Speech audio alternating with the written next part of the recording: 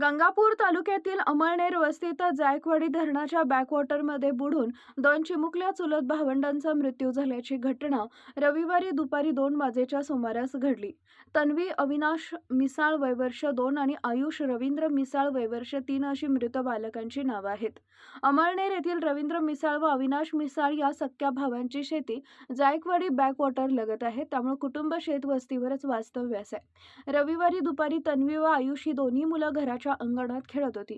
खेळता खेळता कुटुंबियांची नजर चुकून ती शेजारी बॅकवॉटरच्या पाण्याच्या दिशेनं गेली. पाण्याचा अंदाज न आल्यानं दोघांचा अचानक तोल गेला आणि ती खोल पाण्यात पडली.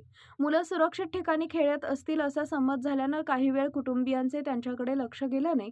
मात्र तासभर उलटून ही मुले न दिसल्यानं शोधाशोध सुरू केली. बॅकवॉटरच्या पाण्याजवळ दोन्ही मुलं पाण्यात पडल्याचं निदर्शनास आलं. आरडाओरडीनंतर ग्रामस्थांनी घटनास्थळी धाव घेतली. रुग्णवाहिका चालक वैभव इष्टके यांच्या मदतीनं दोन्ही बालकांना गंगापूर उपजिल्हा रुग्णालयात दाखल करण्यात आले. मात्र वैद्यकीय अधिकाऱ्यांनी तपासणी करून दोघांनाही मृत घोषित केले. या घटनेमुळे गंगापूर तालुक्यातील अमळनेर गावावर शोककळा पसरली आहे. चिमुकल्यांच्या मृत्यूनं गावात रविवारी चूल पेटली नाही.